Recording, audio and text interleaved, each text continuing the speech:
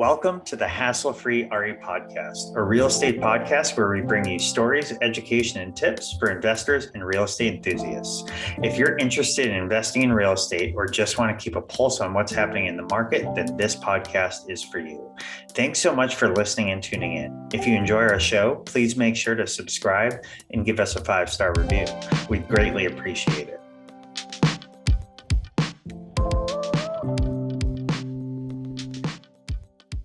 Hello, everyone, and welcome to the Hassle-Free RE podcast. I am your host, Dave Menapace. And Kim Menapace here as well. As our co-host. And today we have a very special guest. He is actually somebody that we are going to be collaborating with on an upcoming book, The Hospitable Host Volume 2, or maybe they're calling it HH 2023. But either way, you're sure to see his name in print in the very near future. And we are so excited to have him on today to share his story. So this guest is Alex Sabio, and he is joining us from California. And without further ado, Alex, why don't you introduce yourself, tell a little bit about yourself, and let's start at the beginning of real estate investing and bring it up to current. Hey, everyone. Thanks for having me on. Really excited to be here. Alex Sabio, married father of 4, live here in Southern California. I kind of wish I had a better story to tell everyone, but I think my story is a lot more common than what a lot of the gurus kind of pitch out there. So I started investing in real estate in like 2004 here in Southern California, and the market was going crazy at that time where you couldn't buy anything, you were getting outbid. And so I bought my first primary property in 2004, went up $100,000 within a year, sold it. And I said, oh, wow, this is an amazing thing, right? And I'm in healthcare. And at the time, I'm a respiratory therapist. At the time, I think I'm making $40,000 a year. My wife is also a respiratory therapist. She's making about the same amount.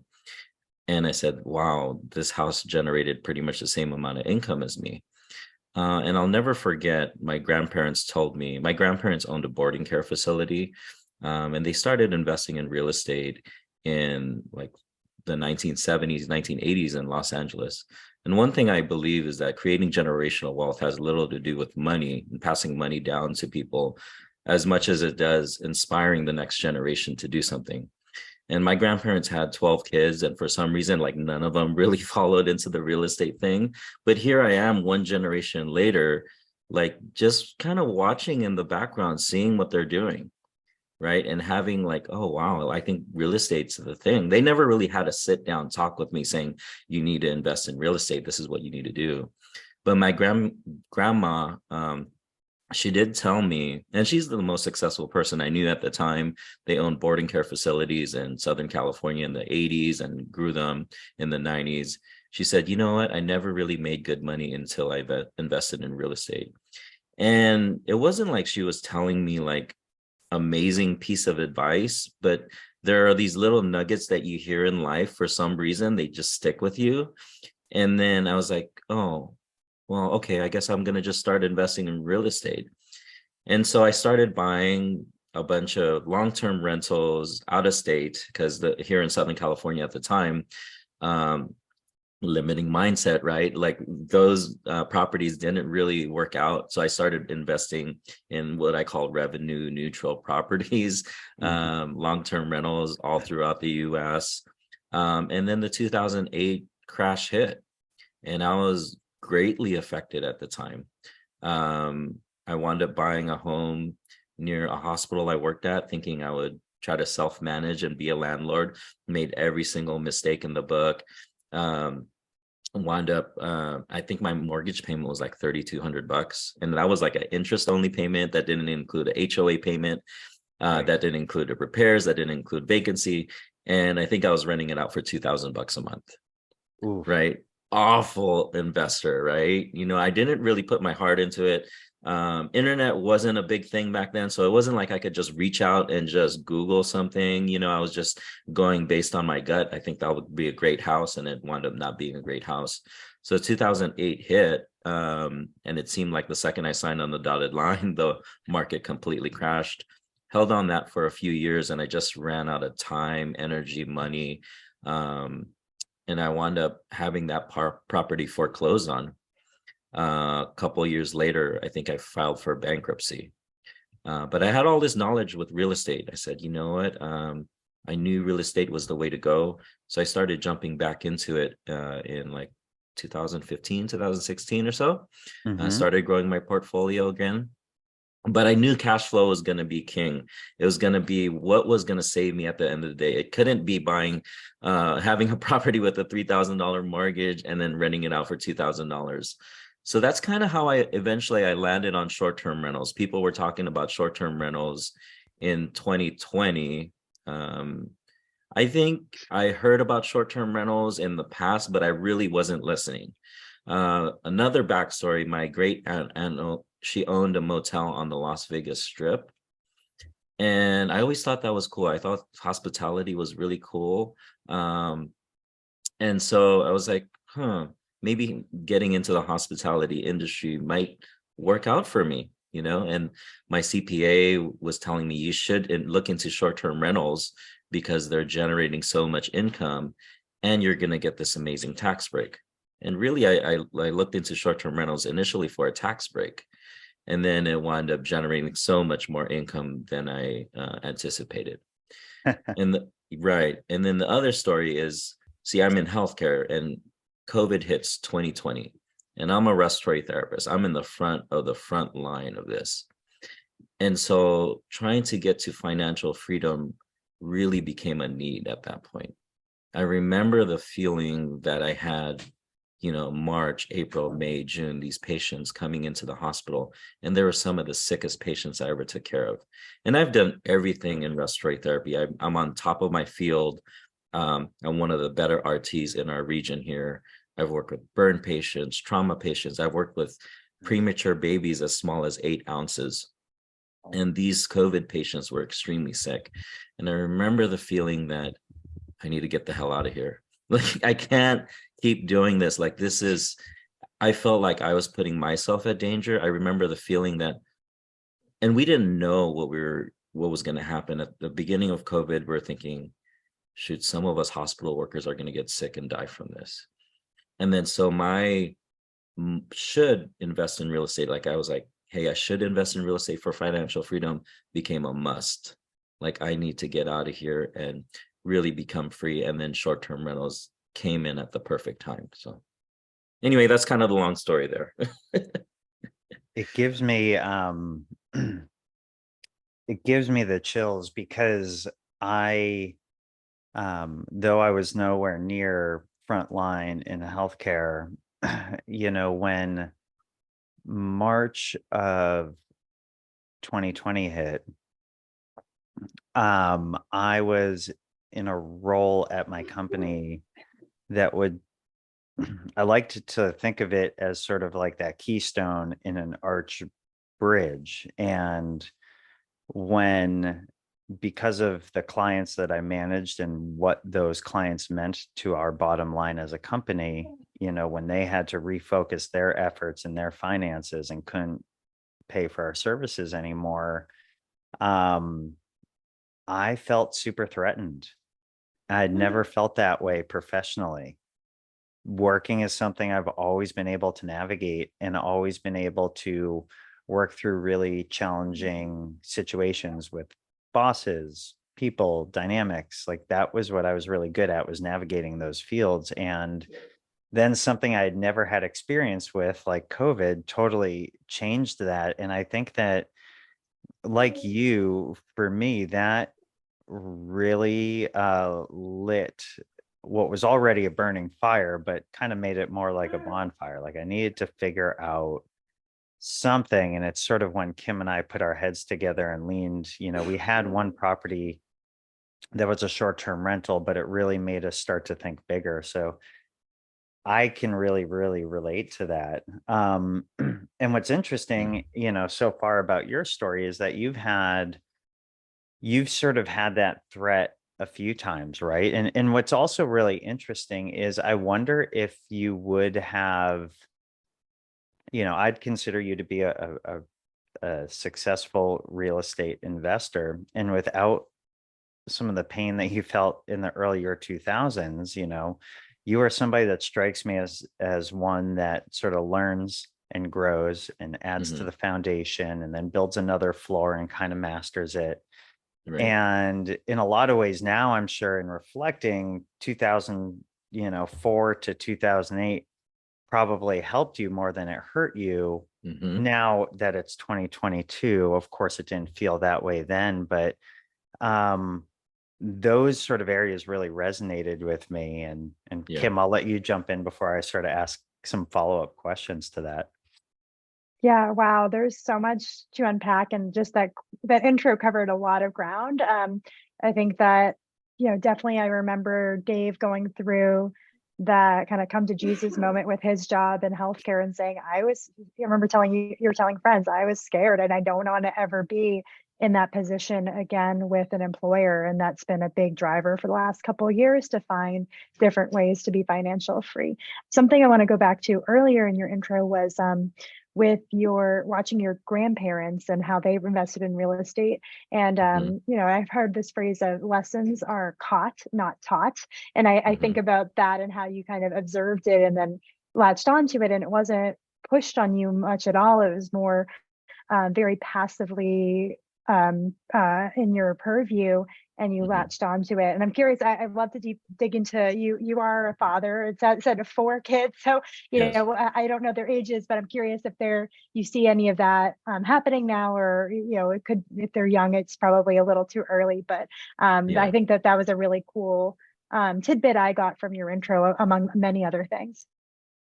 Yeah, we do talk about real estate a lot, like at the dinner table. We've been doing a lot, but the cool thing about short-term rentals is that you get to go to them. Like I own homes in Cleveland, Huntsville, Alabama, Houston, like all over, right? We never visited those things, right? But the thing is, with short-term rentals, we would take the family and they can see like all of these cool homes, and they can, hopefully that inspires them to do something.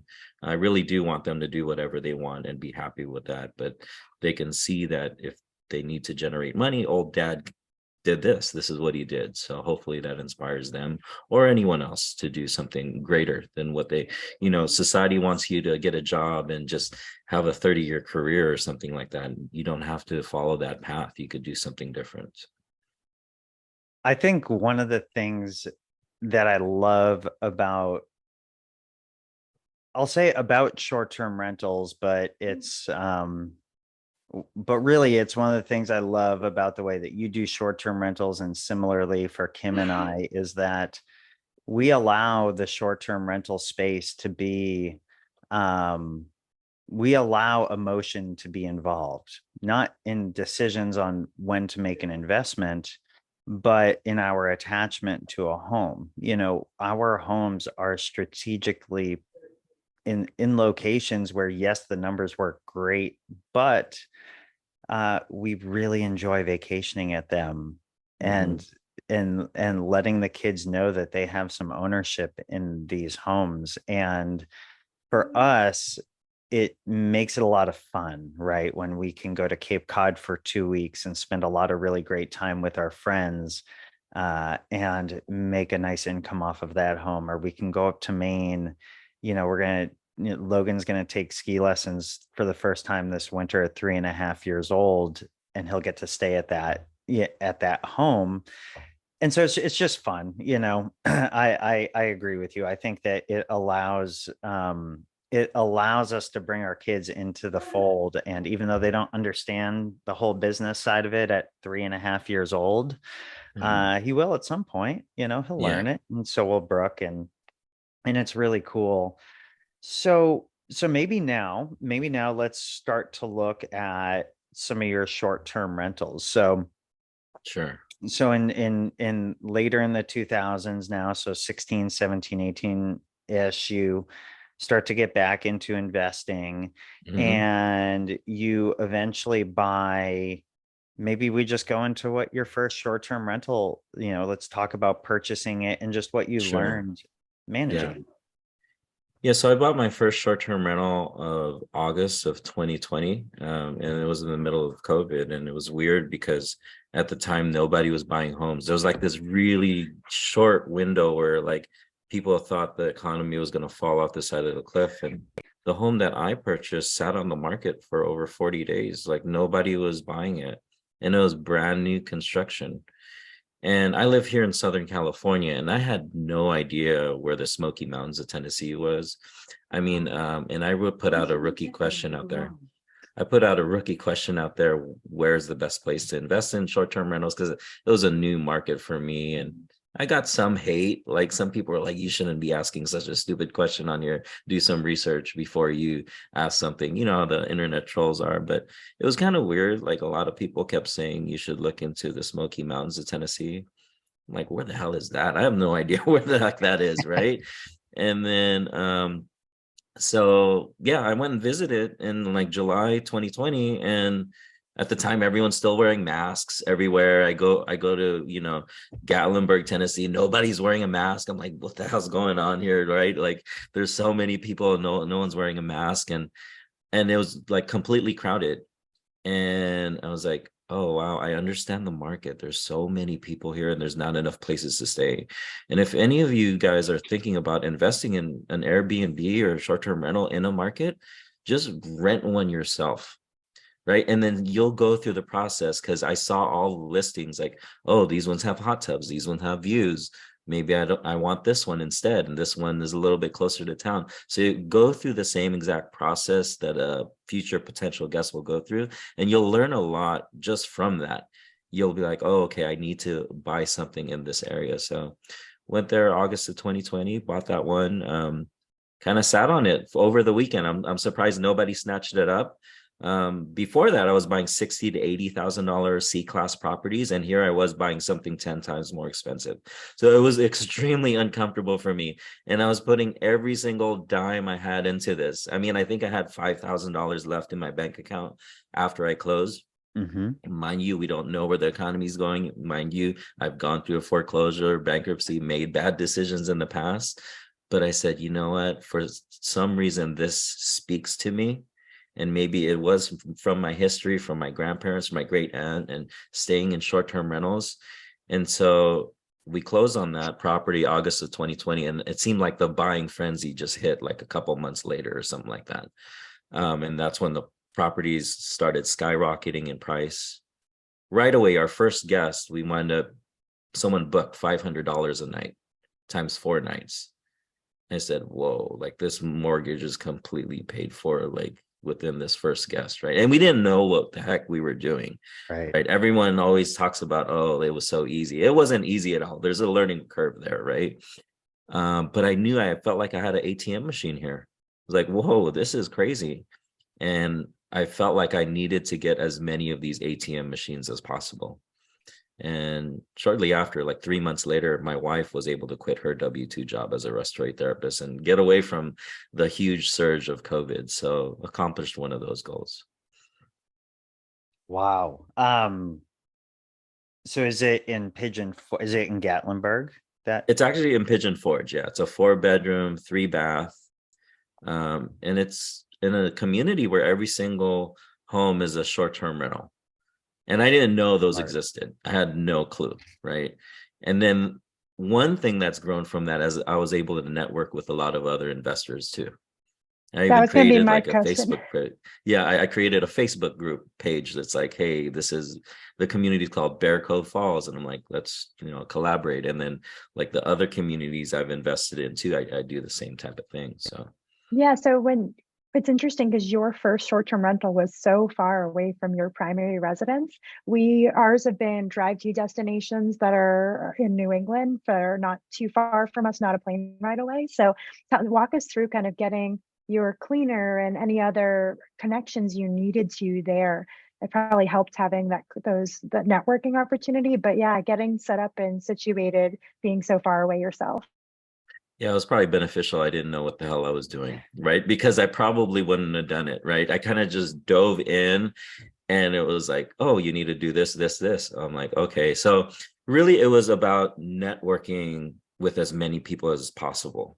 At the time, it was like, let me just find as many people doing the same exact thing. And I spoke with anyone and everyone who wanted to talk to me here. So finding a cleaner, like I'm big with relationships. Finding a cleaner was just talking to someone, and then they were like, I have an amazing cleaner. And at the time I was helping them, like giving them referrals to some of the long-term rental stuff that I was doing in other states, and different mortgage brokers I work with. And then they're like, you've been so giving with your time. If you need help with a cleaner, here's my cleaner. And I still have that same cleaner today. And I don't give her name out anymore because I found that she's starting to grow, and she's pretty good. And I'm like, don't give her name out anymore, because at a certain point they get bombarded and they're overwhelmed. So really finding the right cleaner was like 80% of the work. It was brand new construction. So having a handyman wasn't like the most important thing, to tell you the truth. There's what you'll find is that there's hundreds of handymans out there. You don't need to be married to one guy, because a lot of times when you need them, they might be busy, and so get a Rolodex of like a dozen handymen. And I had the builder, like, it was still under warranty, so anytime anything happened, I actually called the builder first and he'd go over there and fix it. Nice. So that kind of helped out right there. So.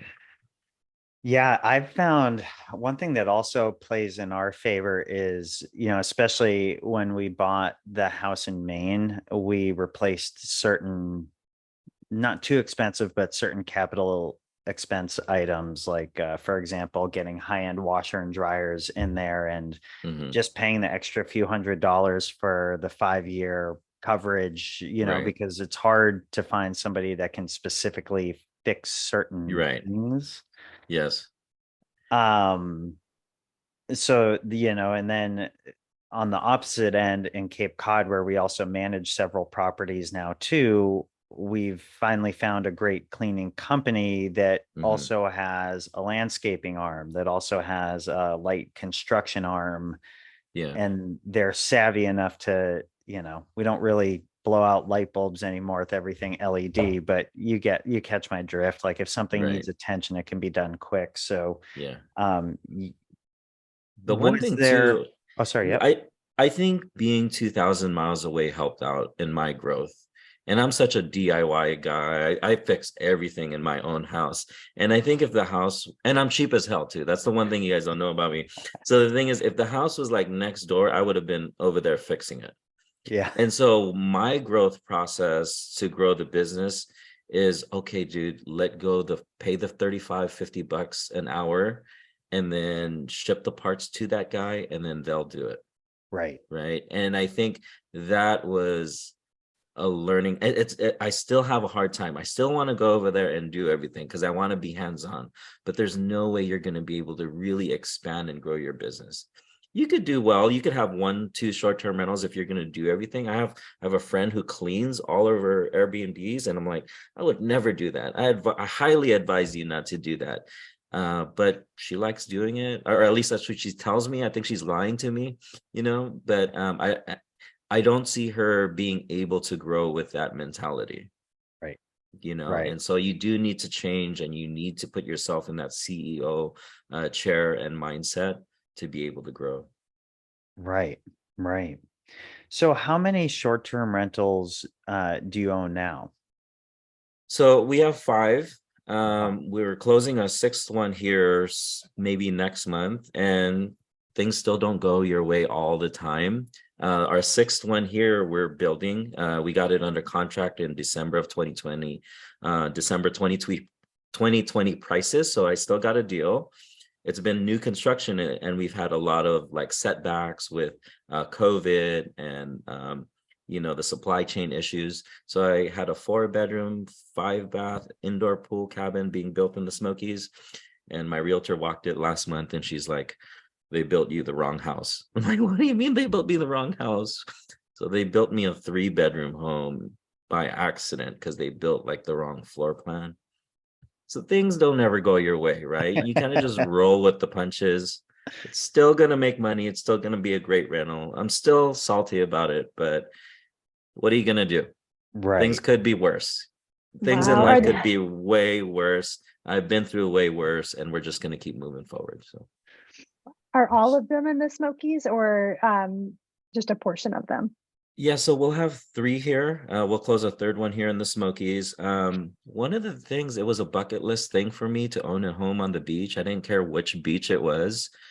I never thought that was possible. Coming from where I came from, having a foreclosure, having a bankruptcy, growing like lower to middle class all my life. I always walked by these beach homes. I was like, how the heck is that possible? What the heck are they doing? I'm working a ton of overtime and there's absolutely no way I could afford this. And at a certain point, I had my long-term rentals. They were cash flowing 100, $200 a month and had some equity. And I said, you know what, let me 1031 exchange that. So I got three properties in Gulf Shores, Alabama by the Nice. beach. Yeah. I love that. Smart, smart, Yeah. smart, smart. Yeah. So do you have any partnerships, or do you and your wife own these all just amongst yourselves? For the most part, one of them we do partner with my brother. We're Oh, nice. 50-50 on it. And partnerships are really, like, I get asked to partner all the time. They have to mean something to me. So my brother, he's never owned real estate. He didn't know what a mortgage was or anything, but he just kind of kept seeing what I was doing. And I was like, look, dude, okay, if you want in, I'll go 50-50 with you. I'll show you the entire system. I'll walk you through it so that way you grow. Um, and I even told him, like, I put half the money down, and whenever he needs money, I send him money. I said, just pay me back the money, and then I'll let you have the house at a certain point. So that's going to help Very cool. him get to financial freedom, hopefully. So, Right, right. Um, so the first one was in August of 2020, and yeah. then pretty quickly, did you just focus on the Smokies and then go to Gulf Shores, or did you kind of bounce back and forth between the two? Well, right away, like I said, we felt like we had an ATM machine. And to be honest with you, when we were first shopping in July 2020, any one of those homes, we toured like, I don't know, 12 to 15 homes. Any one of those homes that we bought would have been a gold mine. Um, and like 2, 3 months later, it even took me a while to really understand short-term rentals, like this was going to be a viable thing. Still not listening, right? Like even though all this cash flow is coming in, um, and it was like 2, 3 months later, I went back to my agent and I said, I want another one. And then she said, well, that same builder that built your house is building another community and it should be done in like 7 months. I said, I want one, give me one. And it was weird, people still weren't buying at the time, right? And then I went back to her. I said, I felt like I made a mistake. I should have got 2 or 3 of them. And she said, well, they already sold out. The builder's building another community. And we'll just wait for that one. So, but yeah, the second one was in the Smokies. And then at that point, I think we're cash flowing maybe $12,000 a month on average. And then it was like, let's do whatever we can to get more. And then we 1031 exchanged last year. Yeah, about 12 months ago from about a year ago from today. So That's I got great. the ones in Gulf Shores. Yeah. I'm curious to hear, and for some of our listeners aren't familiar that the Smokies really exploded since you first invested there in Mhm. 2016, right? So how is it different today? I've heard a lot from other podcasts and bigger pockets and just the short-term rental space that it's become very saturated and busy there, and it can be harder to crack in. The number of Mhm. listings has grown. So yeah, I'd love to hear what's changed in the time that since you started investing there. Well, I definitely believe it's saturated. The numbers have come down a little bit. I would say we had a COVID bump and everything. So I think my numbers have gone down about 15-20%, my revenue. But you're talking like the first house generated $135,000 a year. And now it's generating $110,000. Boo-hoo, right? So it's still generating a good amount of money. But I think you do need to stand out. I think we're in a different a different time right now where buyers can be picky right now. So when you're out there looking for a home, just be really picky, make sure it stands out. And I think you'll be okay. The fundamentals in the Smokies are still there. There's still a ton of people that go. If you have an amazing property with an amazing view, I buy homes with indoor pools now because not a lot of homes have pools. And so that's one amenity that's going to drive you to still get booked, even if the market softens even more.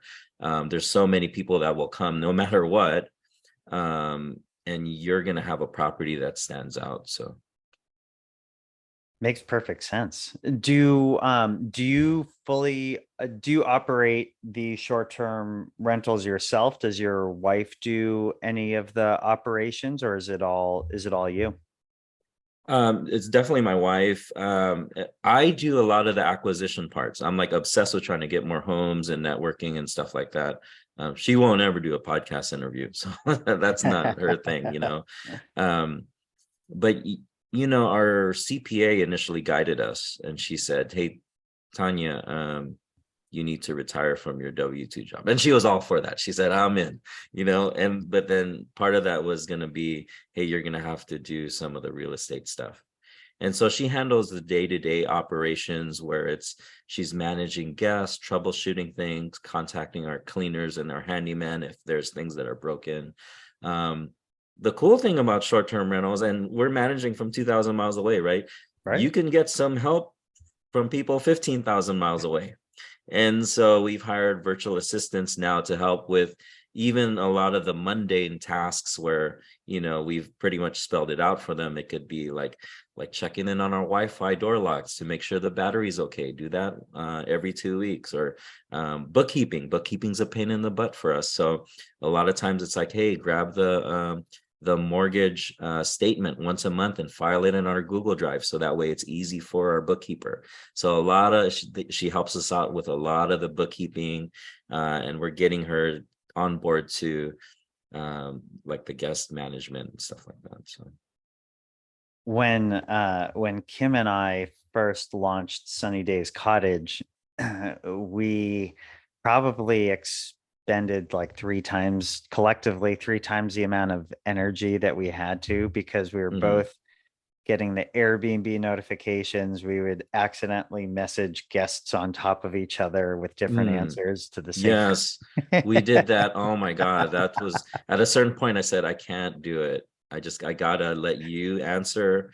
And if you answer a way that I don't like, I gotta live with it. I'm sorry, so that's healthy for a marriage too. If it's a husband and wife, just one person deal with it, and not only that, you're gonna make mistakes along the way. You're not gonna answer every single guest the right way. Just have that one person answer and go with it. Because we were doing the same thing. Oh yeah, sure, you could check in early. Absolutely not. You can't check in early.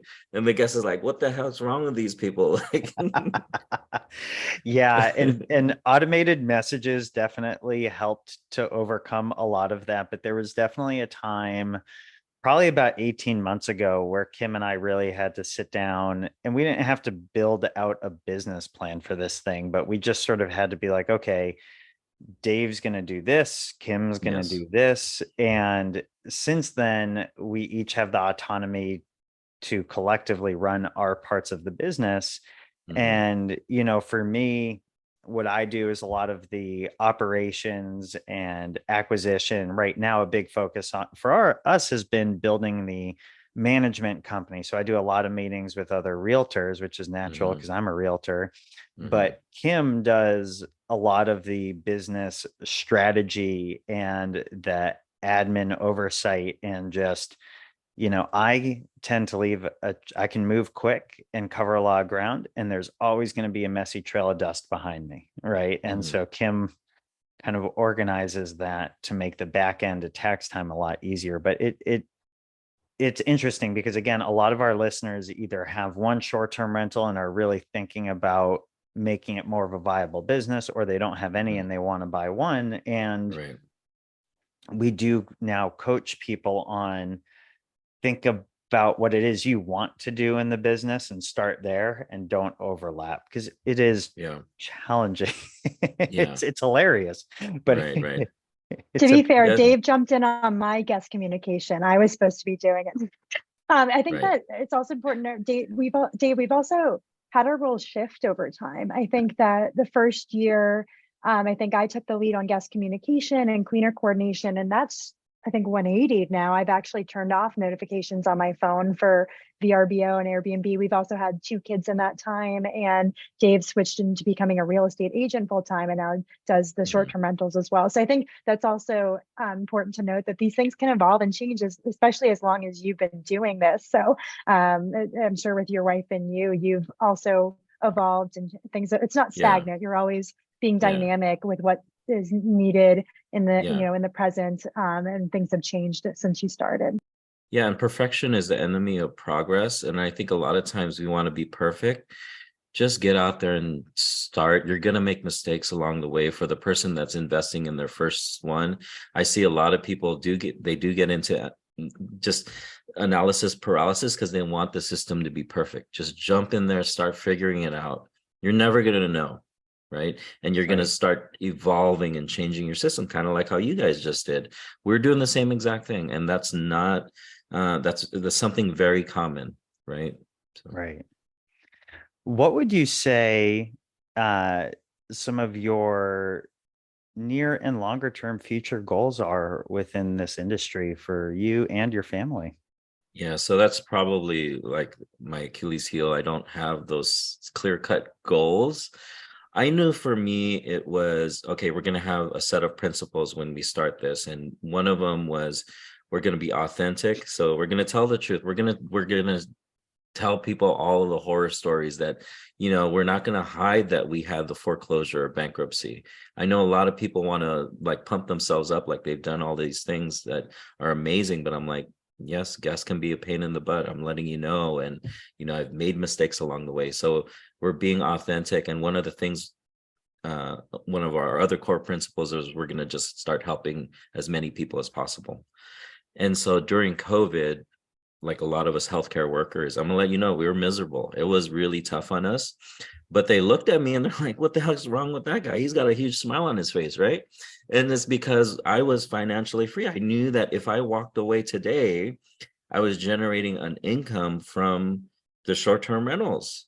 And so when you're working at your job, not necessarily because of money, because you enjoyed helping people, it's totally different, right? There's a different attitude there. And so at a certain point, all the healthcare workers, they kept coming up to me and asking me, what the hell are you doing? And I was free to give them all the information. Here's my realtor, here's my lender. This is exactly why I'm investing in this area. So then the goal wind up changing. Because the thing is, if money is your goal, that comes and goes. Money's no big thing, right? And so you have to have something behind it. And for me, it was, to me, I became obsessed with helping people. Like I was spending 3, 4, 5 hours after my 12-hour shift talking to other investors. At a certain point, I got exhausted. Like I was losing my voice. I was like, I can't do this anymore. And so I started hosting weekly meetups. I started my Facebook group to help other healthcare professionals invest in real estate. And so that's kind of been my passion lately, just helping others get to the same space that I'm in. And then when they kill it more than me, I get more juice out of that than they do. I'm like, wow, that's pretty gratifying just seeing that I kind of nudge someone go into the same space and even take the business off to, higher levels than what I could have done. So that's kind of my goal. Like the monetary goals, I'm already there. Like to me, I've already replaced my income. And so now it's kind of like, well, what else are you going to do with your time? Can you help others do the same thing? So That's awesome, man. That's really, really cool. And I like how open you are about that vulnerability. I just listened to a podcast this morning from STR Secrets, and Natalie Palmer was talking about how she said what you typically feel embarrassed or don't want to talk about is probably where people are going to be able to relate to you the most. And so for her, she started short-term rental from her parents' house in the at Big Bear. And she said, I didn't want people to think I just had, a silver spoon and I was super spoiled and it was handed to me. But she said, talking about that more has actually triggered people to think creatively and say, oh, I actually have access to that too. So it's cool. I think it's great that you're so open and honest about that. I think vulnerability creates that connection and speaks to people. Yeah. And I think when I started doing that more, I realized my story was a lot more common than all of the other like success stories. Like there's so many other people that fail, and it's okay to do that. You don't want to go through foreclosure or bankruptcy. I'm trying to guide you out of that. Don't do it, you know? And so just listen to me. But I think that's how I've connected with people, because just being authentic and being honest with what you've gone through, I think people connect with that even more. So I totally agree. And I think it's really cool also how you've sort of I don't know if this is the right way to describe it, but at some level you've sort of niched it down. You've really focused on the immediate sphere of people that you want to help, which I mm, think is really cool too. Just I relate to that a lot, just being in the healthcare space, a different type of healthcare industry, but something about that resonates with me. And I had seen some of your before you and I got to really meet, I had seen some of your Facebook posts and some of the meetups, and I just thought, man, that is really mhm. neat. It's really, really cool, Yeah. especially when you are on the provider side, because I Mhm. think that you do spend a lot of time, energy, and money. And then as a professional, it's hard to be as relatable to people who are outside of healthcare because you're just dealing with different types of challenges, all in the same uh, spirit of helping people. But I think that a lot of healthcare people really relate. People in healthcare really relate to each other, even if they're in IT like me, or Mhm. you're in a provider type of role. So Yeah. I think it's really, really awesome that you've been able to do that. Mhm. And I think that, like, you're right. A goal doesn't always have to be, I want to make this amount of money or I want this amount of time back. It can be, I want to help this type of person, specifically, or help people kind of reach their goals and dreams. Yeah, because I totally related. I mean, it was weird because I think crossing disciplines, like respiratory therapists were talking amongst respiratory therapists, there was nurses, and then there was doctors. We didn't talk finances amongst each other. It's kind of weird, you know? And it Right. wasn't until, whoever you are, just tell your story. I'm gonna let you know that you're gonna relate to somebody out there. Someone's gonna hear it and just relate. And I just started telling my story, and everyone was like, wow, that's pretty cool. I went through the same thing. Or it wound up being vacation homes. That's something I could get into, right? I can understand that. And then I was like, oh, you're not paying anything in taxes now? How do I do that? Right. And so a lot of healthcare workers are like, well, I do want to invest in real estate. Vacation homes sound cool, but I don't have the time for that. And I'm like, well, this is the system I created, Hmm. where we're spending 15, 30 minutes a day. And my wife was able to retire from her W-2 job. And then it became, oh, that's what I want to do. And it wound up happening that, like, a lot of healthcare workers had the same, like, goals. They wanted the same stuff. So just tell your story. You never know who's going to be listening. It's crazy because people from high school who I never spoke with, like, all of a sudden they reach out to you like 20 years later, like, hey, I've been watching your story. It's pretty inspiring. How do I get into it? So Right.